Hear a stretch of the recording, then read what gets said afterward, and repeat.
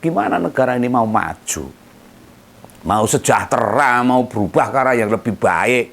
Lah yang melanggar aturan saja para pemimpin kita malah no.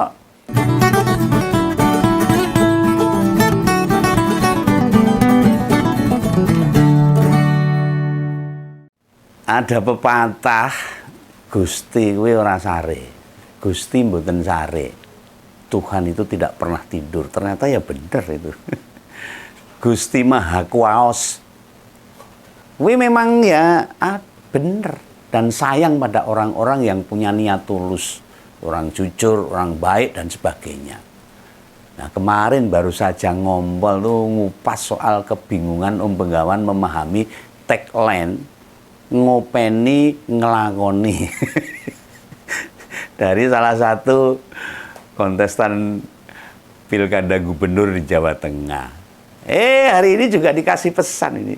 Jargon ngopeni ngelakoni ini kan diusung sama Pak Lutfi sama Gus Yassin. Yang didukung oleh 15 partai koalisi gemuk ngeroyok bareng-bareng. Sama PDIP yang mencalonkan Pak Jenderal Purnawirawan Andika Perkasa. Nah, ini bisa disebut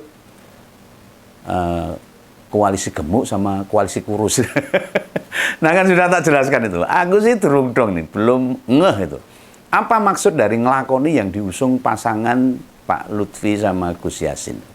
Lah tanpa disengaja. Pas lagi leyeh-leyeh itu saya. Sini biudut itu. Jadi kalau saya baca berita bahwa Bawaslu itu ngrebek acara konsolidasi kepala desa. Dan konsolidasi kepala desa itu buat kepentingan pemenangan kandidat calon gubernur. Walah, ini kayak Satpol PP ya, grebek. Lah yang begini ini sesekali Tuhan menunjukkan sesuatu tanpa disangka dan diduga. Ini bukti kalau Gusti kuwi ora sare, Gusti kuwi mboten sare. Lah saat kita bingung, nyari-nyari atau penasaran dengan sesuatu, malah disodorkan ini. Makanya menjalani hidup itu penting, yang penting itu lurus. Gak aneh-aneh lah. Ya, jangan mencelakakan orang lain. Nah, soal penggerbekan Bawaslu, itu menggerebek sebuah acara demi kepentingan politik. Lah yo iyalah Bawaslu itu memang tugasnya begitu, mengawasi ya, supaya tidak ada pelanggar-pelanggar dalam pelaksanaan pilkada. Mosok Bawaslu nggerebek hotel cruise kan ya enggak. Atau sabung ayam atau camjiki kan enggak. Itu bukan tugasnya, itu tugasnya Satpol PP itu. Nah, ini Bawaslu-nya Bawaslu Kota Semarang. Di ibu kota provinsi Jawa Tengah itu. Dan penggerebekan ini bukan yang pertama kali, melainkan wis ping pindho, sudah 2 kali itu. Yang konangan tuh, sing konangan. Sing ora konangan ya mbuh, akeh itu mesti. Padahal aturan di pilkada ini, di pemilu maupun di pilpres sudah jelas kepala desa harus independen meski punya hak pilih. Mudeng lah. Nah ini persis kejadian mau pilpres dulu itu. Waktu Gibran itu mendatangi deklarasi Desa Bersatu yang digelar oleh 8 organisasi perangkat desa. Kejadiannya sudah setahun lalu itu.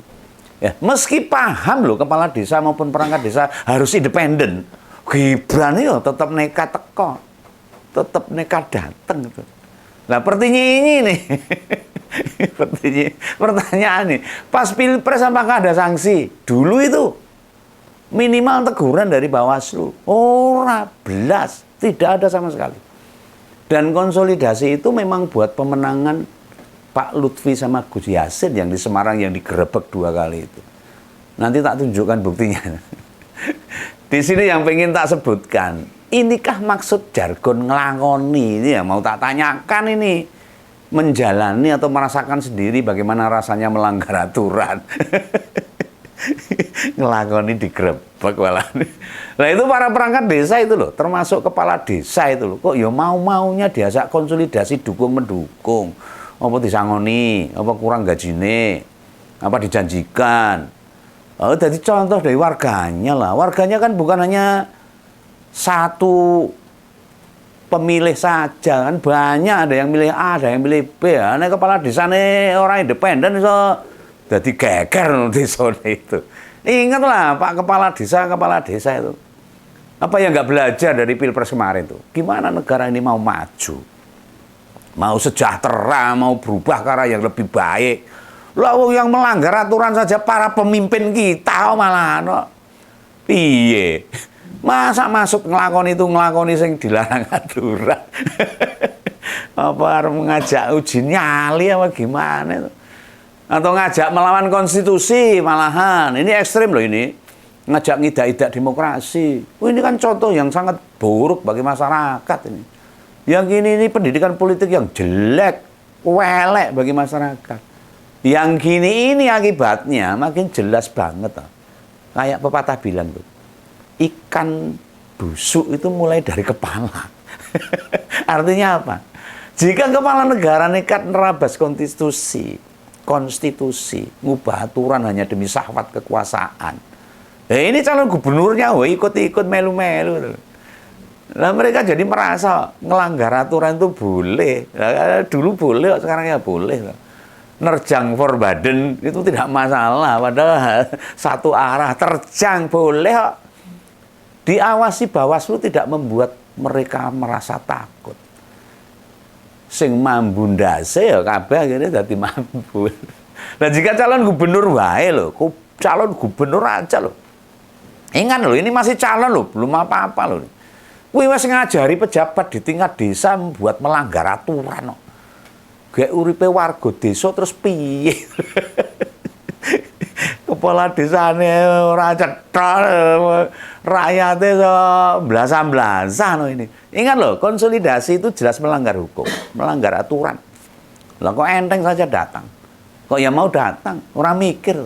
Nah, mereka diancam, nggak yakin kepala desa itu dipilih warga, nggak akan mempan diancam-ancam begitu. Ya bikin mereka mau hadir itu, mungkin ya itu. Yang dalam dugaan Begawan loh. Mereka itu mungkin, itu analisa Begawan aja, nggak nuduh, mungkin diiming-imingi, atau ada gift, ada sesuatu yang mereka terima lah mungkin. Ya, apa-apa sih, iso nginep neng hotel. Neng desa neng hotel mungkin hotelnya malah hotel mewah, bintang 5, ya bisa saja. Apa coba makna ngelakoni yang dibangga-banggakan sama Pak Lutfi dan Gus Yassin? Jelaskan supaya masyarakat paham itu.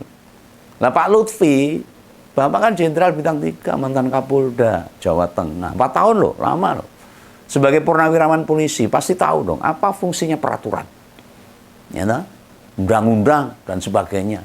Yang kayak gini mau didiamkan saja. Oh, piye no? Oh, ini namanya pagar makan tanaman. Aturannya dewi dimakan sendiri. Lah memang Pak Lutfi tidak terbukti ada di ruangan itu, nggak kelihatan. Tapi mengapa tim advokatnya tidak lapor ke Bawaslu? Seperti yang dilakukan oleh tim advokatnya Pak Andika dan Mas Henry itu. Bila yang lapor satu pihak, Bapak harusnya merasa dirugikan. Lapor aja Pak, nggak apa-apa. Ya, Om Begawan nggak percaya sekelas mantan Kapolda, jadi polisi puluhan tahun loh. Gak merasa bersalah melanggar aturan. Wah, ya ora iso, Pak.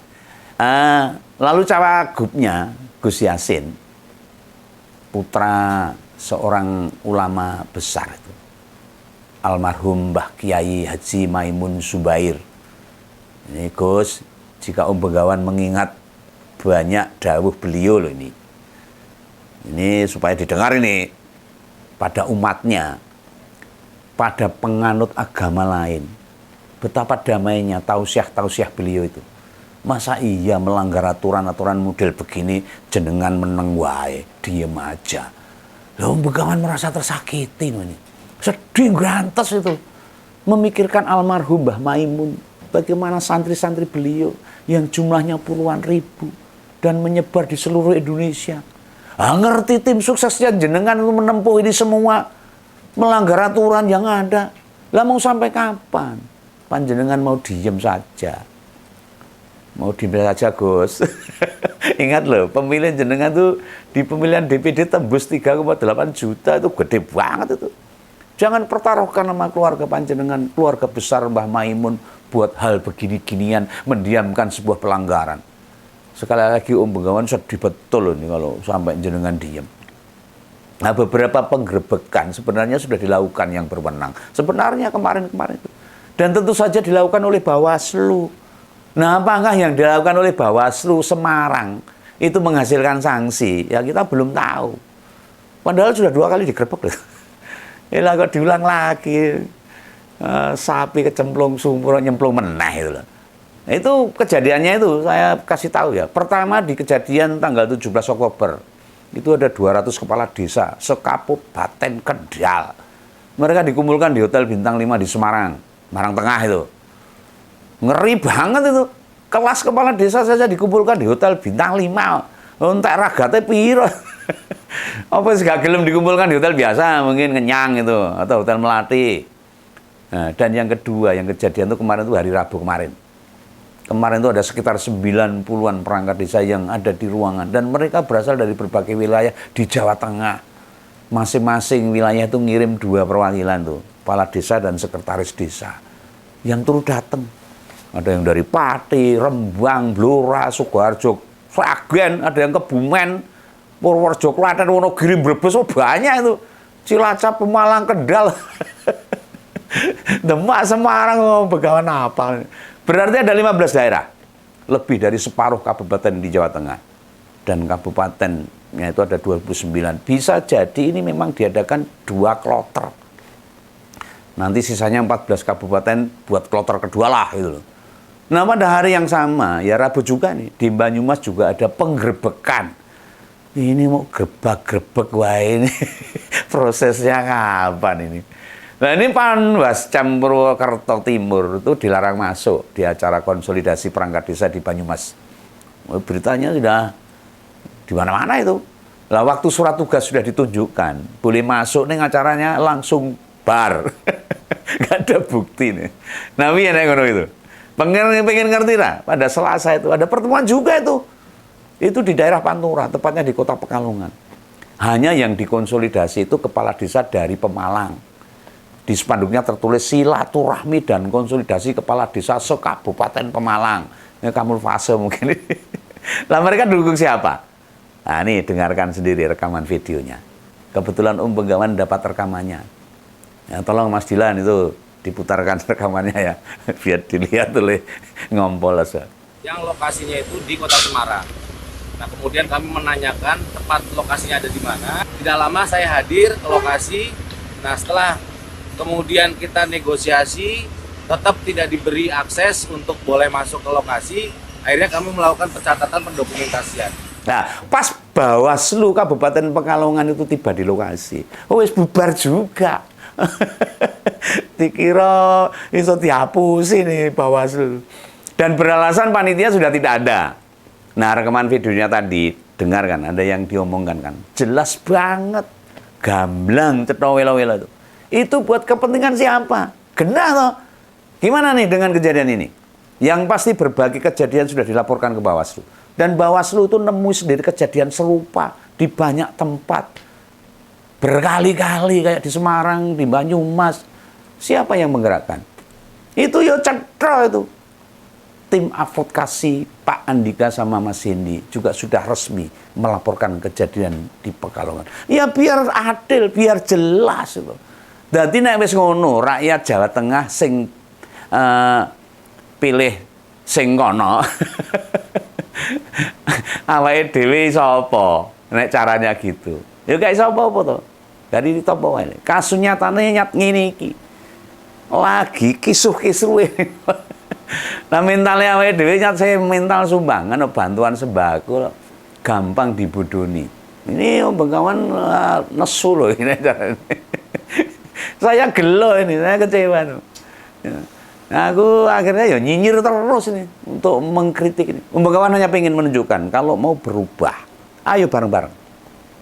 Kalau mayoritas memang kelasnya mau semono, yuk sing kelasnya semono, sing menang, yuk ditompo ae.